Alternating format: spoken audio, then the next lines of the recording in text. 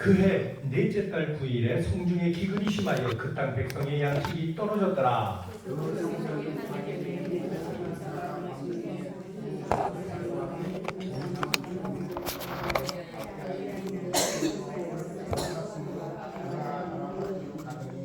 갈대아 군대가 그 왕을 뒤쫓아가서 여리고 평지에서 그를 따라잡음에 왕의 모든 군대가 그를 떠나 흩어진지라.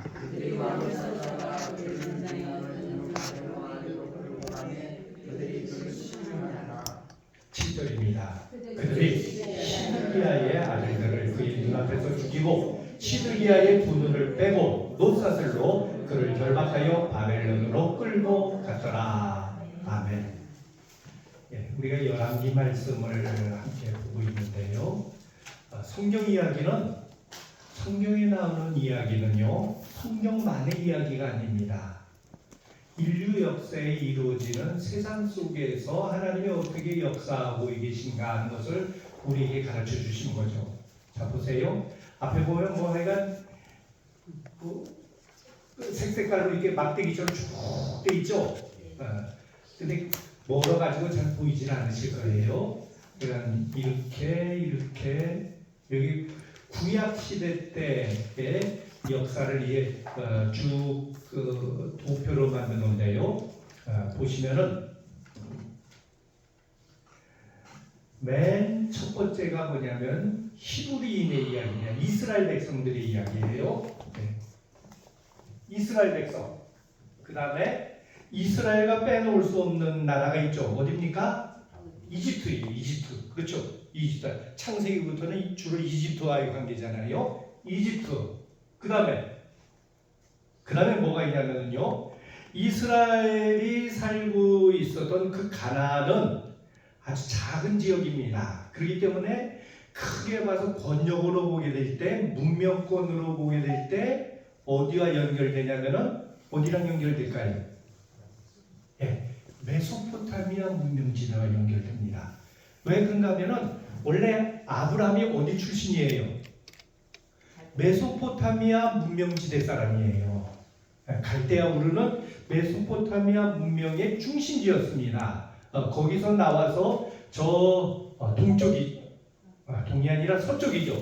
서쪽으로 쭉 가서 하란은 메소포타미아 문명의 끝자락이에요. 거기까지 왔다가 하란에서 다시 내려온 것이 가나안 땅이거든요. 그렇기 때문에 메소포타미아 문명지대와 연결이 되어 있어요. 그러면서 또 야곱 때 애굽으로 내려가는 이야기가 나오는데요. 자, 있고 그 다음에는 요거는 뭐냐면은 이탈리아 유럽이에요. 유럽인데 뭐 별로 신경 쓸 필요 없어요. 유럽, 그리스, 페니키아, 그 다음에 수리아, 뭐 히타이트족, 뭐 이란은 조금 우리가 관심을 가져야 됩니다. 왜 관심을 가져야 되냐면은 이란이 옛날에 성경에서 이란의 이름이 예전에 뭡니까? 페르시아예요. 그리고 성경에서는 이 페르시아를 우리 개혁 성경에 뭐라고 표기를 하냐면은 바사라예요. 바사. 한자어죠. 그러니까 바사하면은 뭐가 떠오릅니까? 다니엘이죠. 다니엘이 떠올라야 됩니다.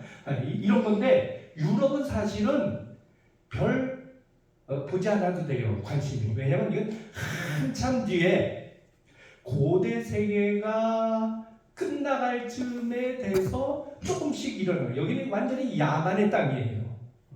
지금 뭐 선진국이라고 큰 소리 치지만은요. 선진국은 뭐예요? 뭐 영국, 프랑스, 독일. 근데 얘네들이 고대 사회 때는 야만인이에요. 야만인. 사람 취급도 안 하는 사람들이에요. 유럽 하게 되면은 예수님 당시까지도 고대 사회에서는 기껏해야 뭐예요? 그리스 문명지대, 그리고 조금 옆에 뭐가 있나요? 로마. 얘네들이 좀 사람 노릇하고 사람 취급받았지. 그 다음에는 전부 야만인들인데 어떡하나 세상이 좋아져 가지고 그리고 또 힘을 가지게 되니까, 그리고 기독교 문명이 들어가면서 그들이 개화가 된 거예요. 개화가 되고 머리가 빨리 돌아가니까 이 야만인들이 신문이 있잖아요. 근데 머리가 튀어지니까 정복 사업을 하는 거예요. 정복 사업. 그래서 자기 땅에서 얻은 건 없어요. 전부 어디 가서 뺏은 것밖에 없어요. 유럽에 가서 스페인이나 영국이나 그리고 프랑스의 박물관에 가보면은 지들 고대의 역사의 유물은 거의 없어요. 왜? 보여줄 게 없거든요. 야만인들이 뭐 있어요? 몽둥이나 있고 그런 거죠. 전부 뭐예요? 아시아, 아프리카, 그리고 중남미 그쪽 가서 전부 약탈한 거예요. 약탈한 거. 그걸 지금 지들이 자랑하고 그것 가지고 관광 사업 돈 벌어먹고 있는 겁니다. 영국 가도 전부 그런 거거든요. 자, 근데 보세요.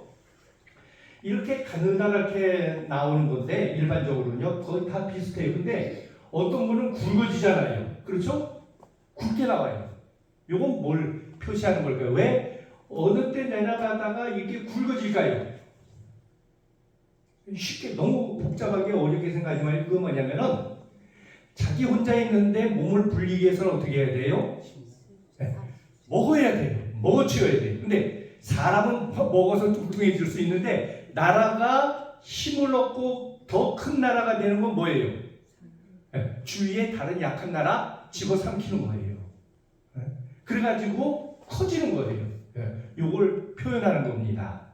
원래 아수르, 바벨론이나 이런 것들은 다 뿌리는 같아요. 메소포타미아 지역에서 시작된 사람들입니다. 근데 족보를 따지면은 바벨론은 그러니까 원래 시작됐던 유프라테스, 티그리스, 갈대아, 우르 지역에 그러니까 뿌리가 더 깊어요. 그런데 이 아수르는 뭐냐? 아수르는 저 변방 쪽에서 힘을 얻은 나라예요. 근데 아수르가 먼저 힘을 얻었어요. 그래서 보시면 우리가 지난번에 지도를 봤었는데요. 어마어마합니다. 이게 이집트를 집어삼키지 않았지만은 거의 이집트가 아수르 눈치를 봤어요. 그리고 이 중동 지역 그리고 저 이라크 지역까지 바벨론 유프라테스가 다 집어삼켰어요. 식성이 대단한 사람들이에요. 근데 그만큼 탐욕적이라는 것이죠. 굉장히 강한 거예요. 이 사람들은 무슨 정책을 썼다고 그랬죠? 네, 혼혈 정책을 씁니다. 그러니까 아예 말살을 시켜버린 게 자기의 점령지에 있는 민족성이라든지 민족의 뿌리를 없애버리고 지들로 아수르화 만들며 혼혈 정책을 쓰는 이런 정책을 썼어요. 그래서 바벨론도 처음에는 여기에 눈치를 보게 됩니다. 눈치를 보게 돼요. 자, 그런데 그런 상황 속에서 남북 왕국이 유다 나라가 있었다는 거예요. 이걸 봐야 돼요. 그러니까 하나님을 믿고 살지만은 여전히 실제 삶 속에서는 누구 눈치 볼 수밖에 없어요? 세상 눈치 보는 거예요. 세상 눈치. 눈치를 잘 봐야 되는데 눈치 잘못 보다가 어떻게 돼요? 얻어 터지는 거잖아요. 얻어 터지죠. 그래서 북이스라엘이 아수르 눈치에 거슬리게 되니까 쳐들어와서는 다양 박살내버린 거예요. 그럼 혼혈화 정책을 했어요.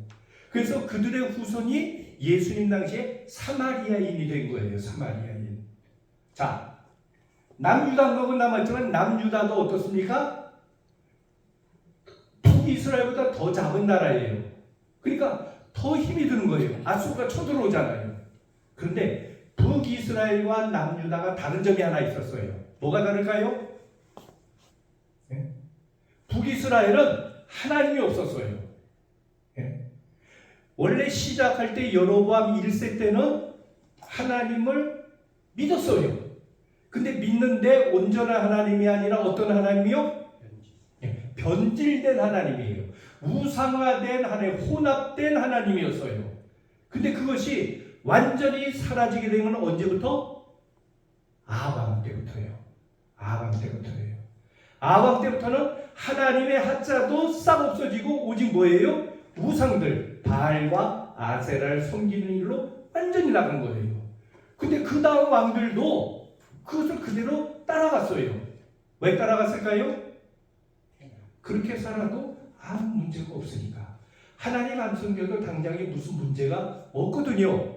그러니까 좋은 게 좋은 거지 하고서 살아가는 거예요.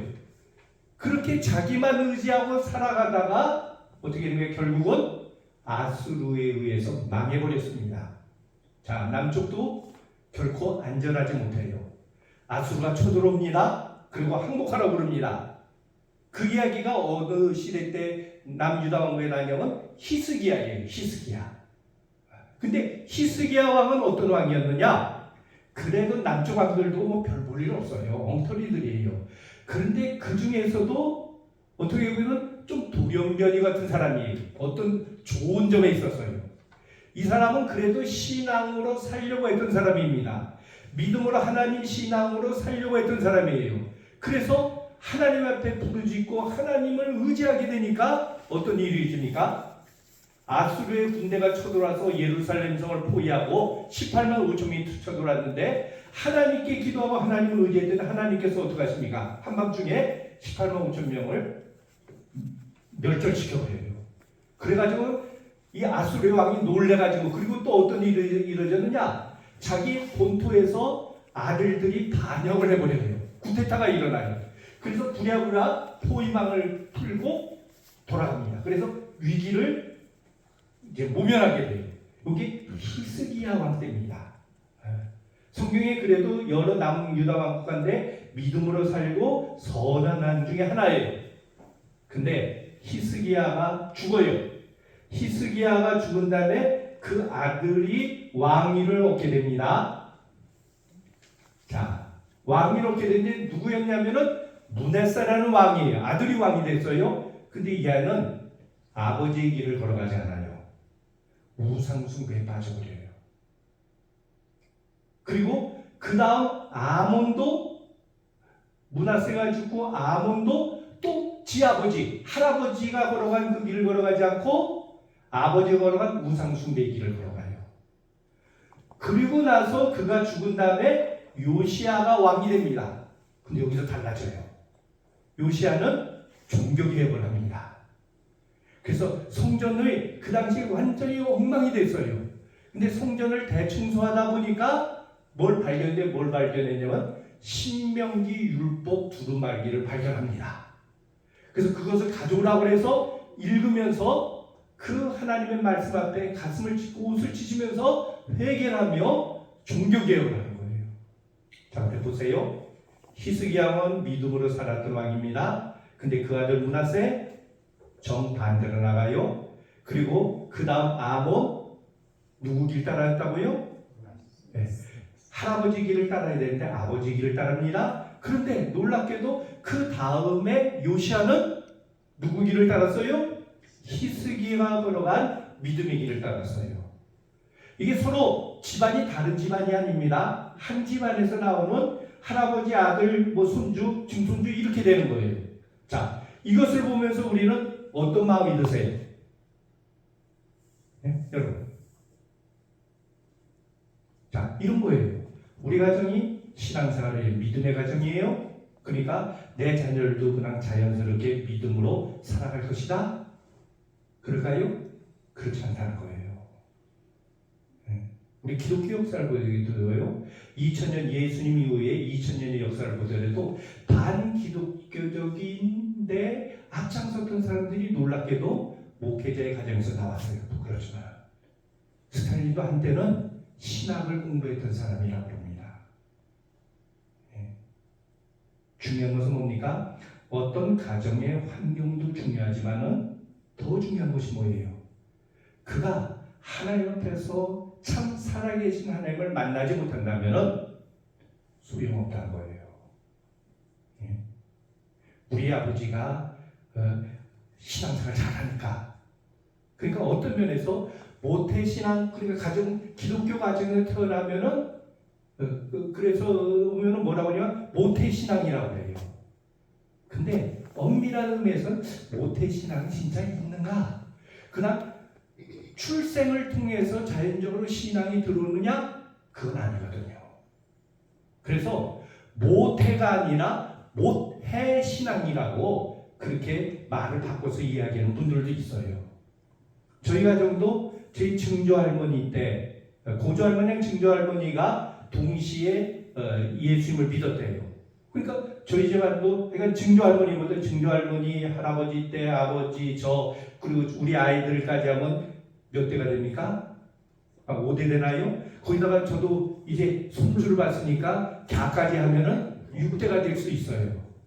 근데 그게 우리 스스로에게 있어서는 자랑이 될 수는 있지만은 그 자랑만 해서는 안 되죠. 살아계신 하나님을 개인적으로 만나지 못한다면은 그냥 어떤 가정의 그런 문화 속에서만 있게 되면 종교인은 될 수 있을지 몰라도 신앙인은 안 된다는 거예요. 이런 것을 지금 히스기야, 므낫세, 아몬, 요시야 그래서 예수님의 족보를 보면 알 수 있어요. 그 족보에 나온 사람들이 다 의로운 사람들이 아니었거든요. 하나님을 배역하는 사람들로 나와 있어요. 그런데 놀라운 것은 하나님은 인간의 완악함과 인간의 잘못된 것들을 속에서도 하나님의 뜻, 하나님의 역사는 인간에 의해서 없어지는 것이 아니란 거예요. 그것을 넘어서는 하나님의 구원 역사는 계속 되고 있다는 것이죠. 그렇기 때문에 우리에게 소망이 있는 거예요. 아유, 사람 하는 거 봐서, 나 하는 거 봐서는 희망이 없어요. 근데 하나님은 그런 모든 악을 통해서도 하나님은 끝까지 하나님의 선하심을 이루어가는, 그래서 성경은 말씀하시죠. 하나님을 사랑한 자에게는 모든 것이 합력하여 선을 이루느니라. 이 선이라는 것은 우리가 말하는 선이 아닙니다. 하나님이 계획하시고 하나님이 이루시려는 하나님의 뜻이 선하게 나타난다 하는 말씀입니다. 예, 자 보세요. 그런 가운데 있게 되는데요. 자, 아수르의 영향권에 있게 돼요. 그런데 세상의 모든 것들은 영원한 것이 없어요. 인류 역사를 보면서 한때 세상을 지배했다가도 사라져버린 나라와 민족들이 많잖아요. 아수르도 어마어마한 힘을 가졌는데 여기서 바벨론이 조금 꿈틀꿈틀거리고 있지만 힘이 약해요. 그런데 이쪽 지역에서 역사적으로 보게 되면 대홍수가 나버립니다. 네. 대홍수가 나면서 지진도 함께 나버렸대요. 아수르 지역에. 그러니까 어떻게 돼요? 요즘 현대사회도 홍수와 지진 앞에서는 손을 못 쓰잖아요. 근데 고대 때는 더 힘든 거거든요. 그래서 정신을 못 차리게 될 때 바벨론이 어떻게 합니까? 야, 이때가 기회야 하고서 이제 일종의 아수르에 대해서 도전을 해버려요. 도전을 해가지고 그러니까 아수르가 자기들 자연재해에서 정신 못 차리다가 쳐들어오니까 나가 떨어지는 거예요. 나가 떨어져 원래 요 하란 지역 여기서 둥지를 틀고 있었는데 여기서 하니까 어디로 가냐면 갈그미스라는 곳으로 빨리 아수르는 살겠다고 옮깁니다. 옮기는 이야기가 나와요. 이때가 어느 때인가면은 이제 이스라엘의 남유다의 역사를 보게 되면은 히스기야 시대를 지나고 그 다음에 요시야 시대예요. 요시야 시대. 요 이야기가 이제 이사야서 6장에서 잠깐 나와요. 자 보세요. 예언자의 입장에서 보면 요시야는 어때요? 종교개혁을 일으킨 왕이잖아요. 그러니까 기대감이 굉장히 크게 됩니다. 자 그런데 아수르가요.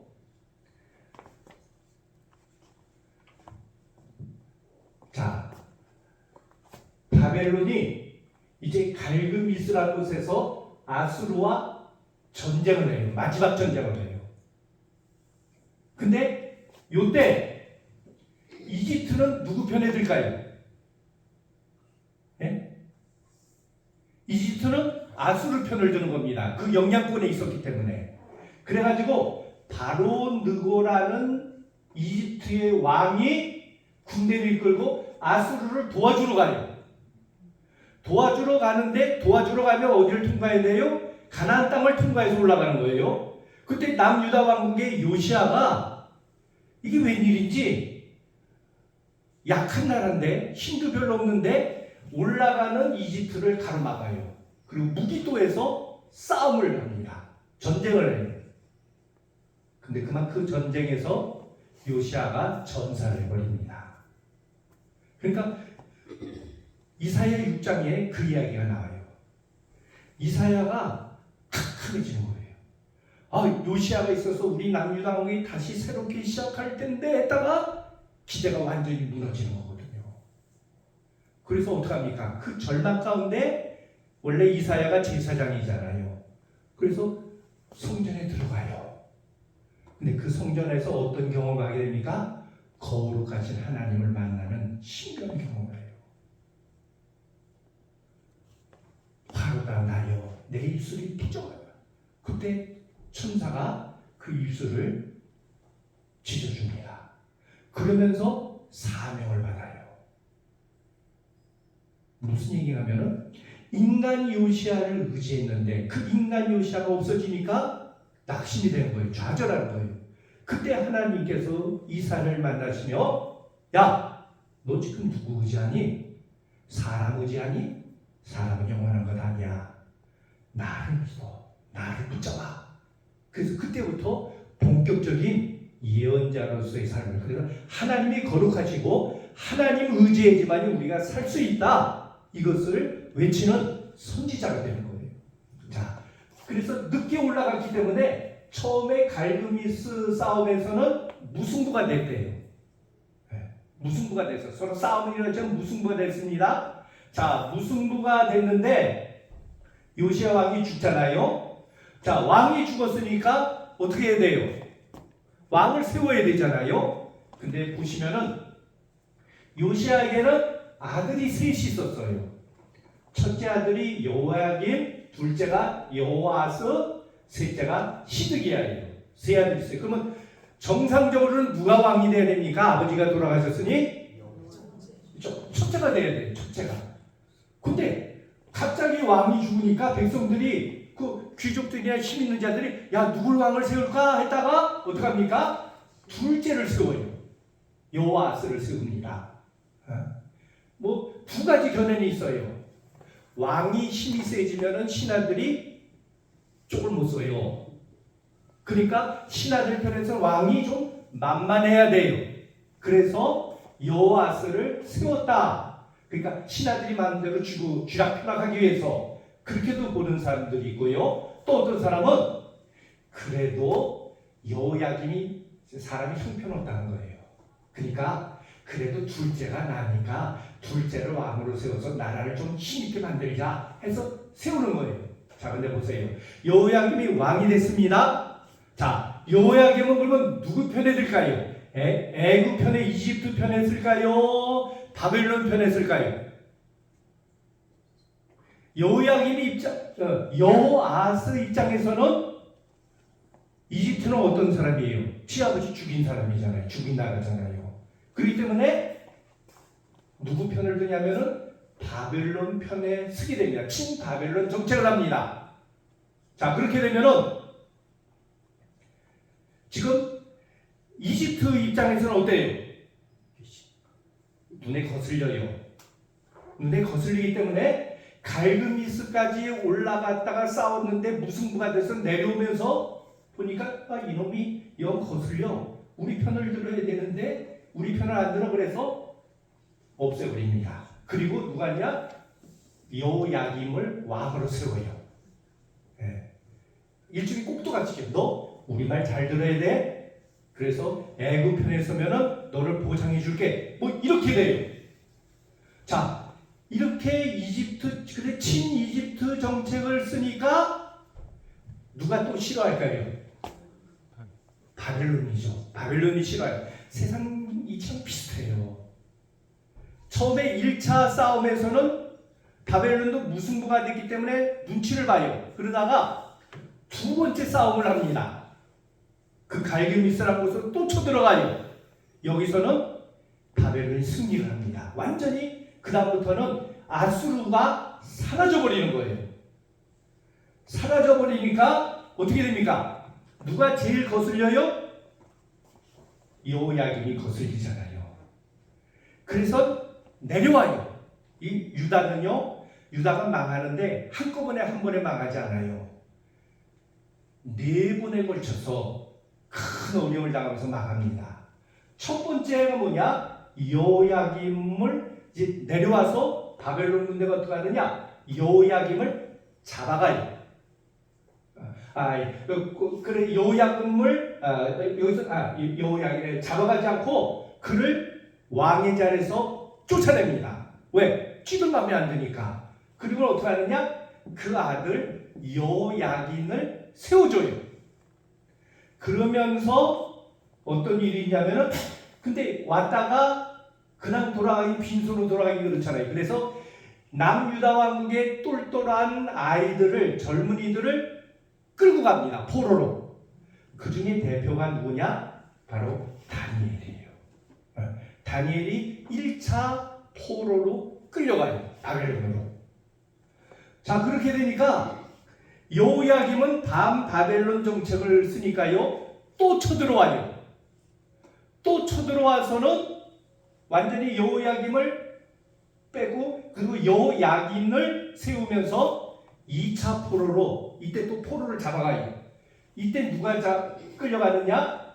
제사장 출신 예언자였던 에스겔을 또 포로로 그 당시에 잡아갑니다. 자 그러면 누가 남죠? 그리고 여호야긴이 왕이 돼요. 근데 여호야긴의 입장에서는 바벨론이 기분이 좋을까요? 나쁠까요? 자기 아버지 괴롭히고 자기 아버지 죽게 만들었으니까 싫은 거예요.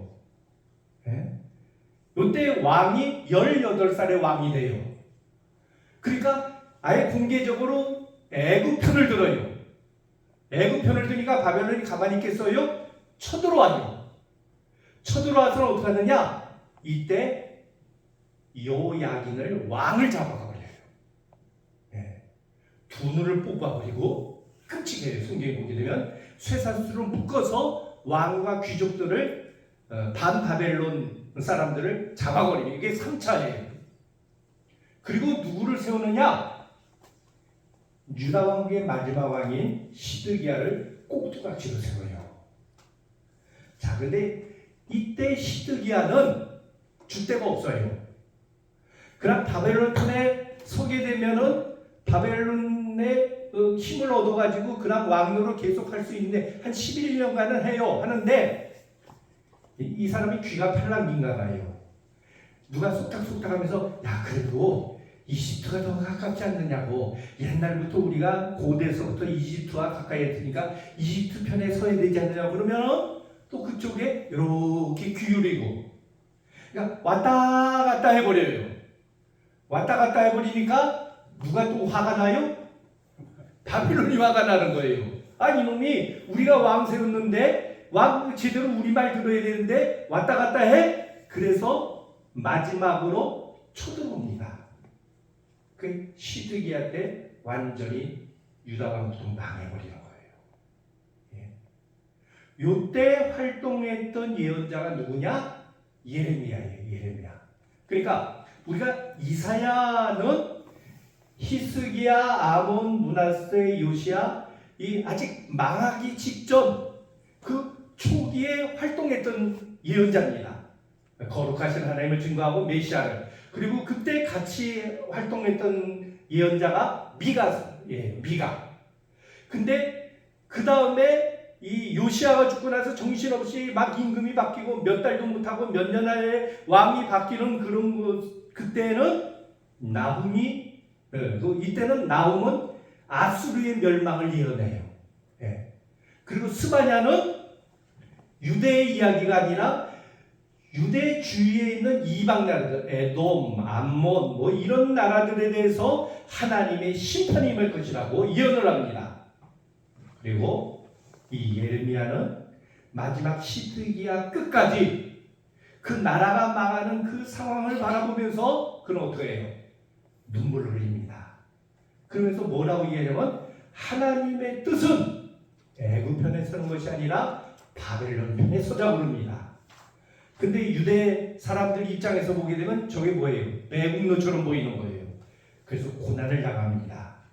나중엔 죽임을 당해요.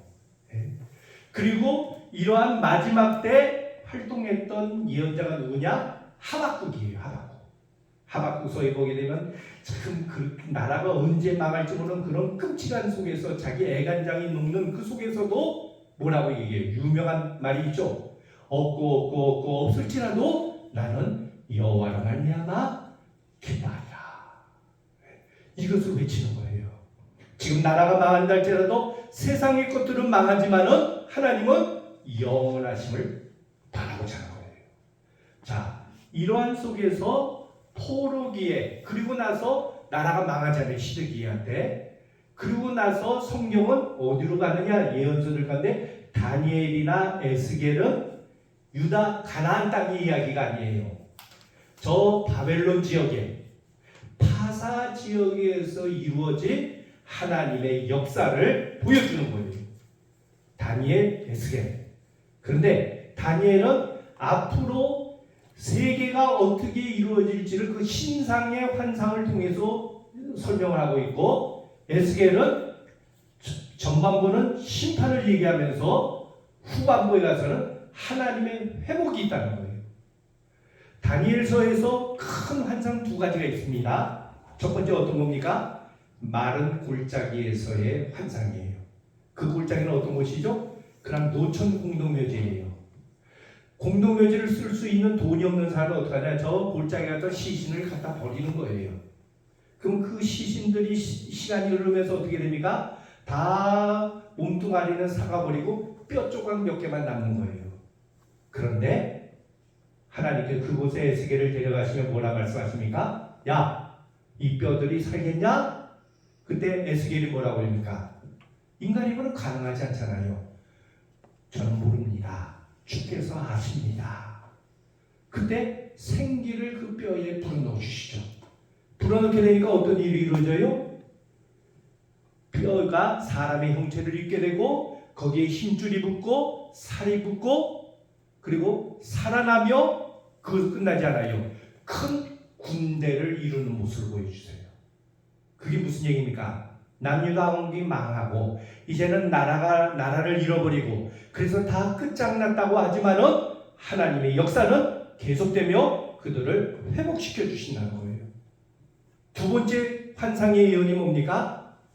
그를 성전으로 데려갑니다. 사실 그 당시 예루살렘 성전은 없어요. 다 무너졌어요. 근데 환상 중에 보여주는 거예요. 성전에서 어떠한 일이 이루어집니까? 성전에서도 물이 흘러가기 시작합니다. 1,000초, 약 500m 갈 때마다 그 물이 점점 깊어져요. 무릎, 허리, 그리고 가슴, 큰 강을 이루어요. 그것도 신기하지만은요, 그 강물이 어디로 간다고 그랬죠? 아라바로 향한다고 그랬어요. 아라바는 뭐냐면 사해입니다. 사해는 어떤 곳이에요?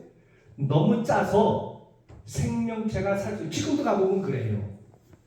그러니까 죽음의 바다라고 사해라고 그래요. 근데 어떤 분들은 이제 사해라 하지 말고 여매라 하자, 소금 바다라고 하자, 그렇게 주장하는 분도 있어요. 그런데 그 강물이 흘러가는 건 어떤 일입니까? 그 죽음의 바다, 소금의 바다에 물고기가 뛰놀아요. 그러니까 죽음을 이겨서는 하나님의 구원 역사가 있다는 것입니다. 환경을 봐서는 안 되는 거지만은 하나님이 역사하면은 죽음마저도 승리케 만들어주는 하나님의 축복의 역사가 있다는 거예요. 자, 여러분, 이런 유다 나라의 마지막 때의 이야기는 그럼 쭉 보면은 망하는 이야기예요. 그러나 그 망함은 단순히 힘이 없어서 국방에 힘이 없어서 망하는 것이 아니에요. 왜 망했다고 그들은 스스로 고백합니까? 우리가 하나님 백성인 우리들이 하나님 말씀대로 살지 않고 세상을 따라가게 될 때 하나님이 심판하셨다 하는 것을 말씀하고 있는 겁니다. 여러분, 하나님의 심판은 멸망이 아닙니다. 하나님의 심판은 큰 대수술이에요. 수술 왜 합니까? 병원에서 살리기 위해서 하는 겁니다. 수술하기 위해서는 큰 수술은 보통 어떻게 합니까? 네, 전신마취를 해요. 전신마취는 사실 무슨 얘기가 하면은 사람 다 죽여놓는 거예요. 잘못되면은 수술도 하기 전에 도중에 죽을 수도 있어요. 모든 기능을 다 수습시켜버리는 겁니다.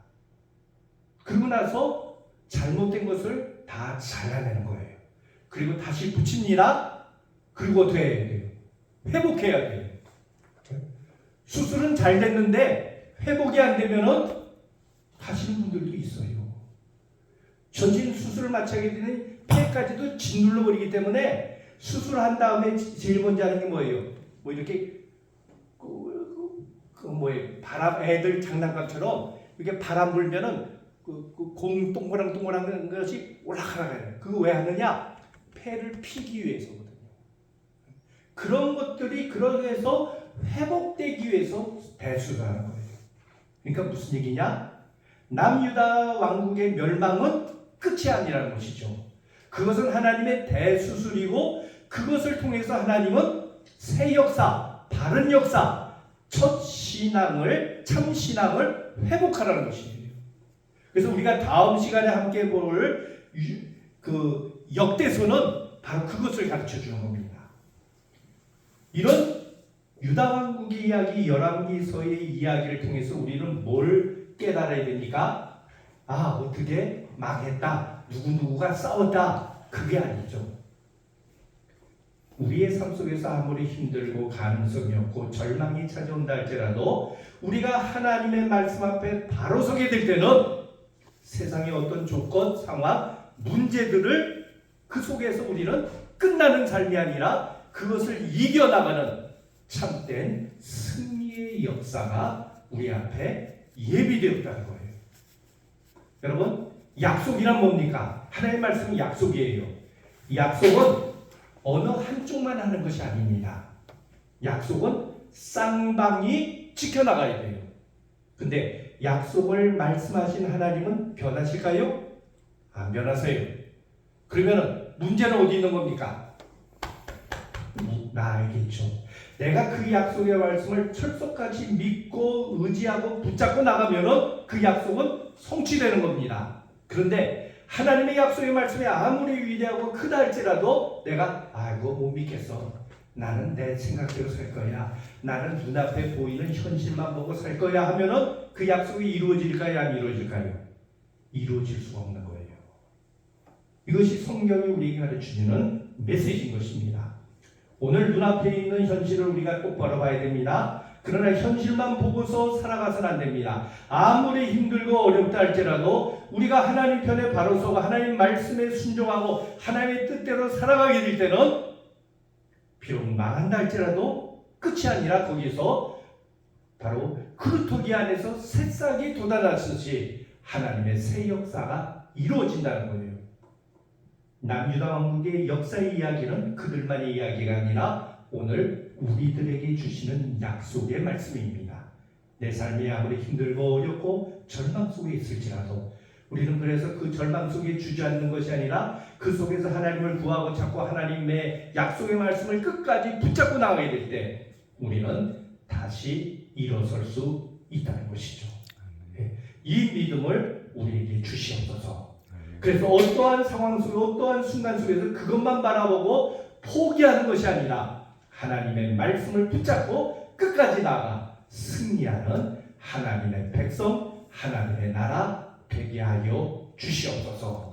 이것이 우리가 그동안 열왕기 말씀을 통해서 이스라엘의 왕들의 이야기를 통해서 우리가 마지막으로 붙잡고 그리고 나아갈 믿음의 발걸음 꼭 되시기 바랍니다. 기도합니다. 사랑의 아버지 하나님 감사합니다.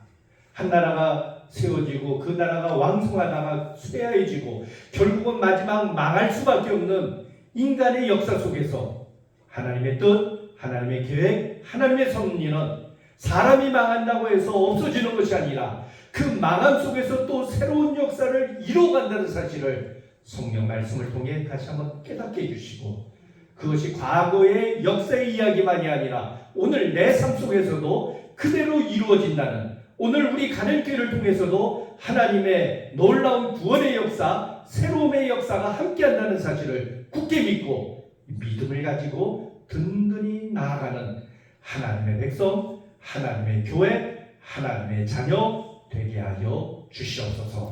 이번 한 주간도 주님과 함께 동행하며 주께서 주시는 그 은혜와 사랑을 공급받아 힘있게 나가는 저희들 되게 하여 주시옵소서. 감사드리며 예수님 이름으로 기도드립니다. 아멘. 예, 한 주간도 주님과 함께 승리하는 한 주간 되시기 바랍니다. 감사합니다.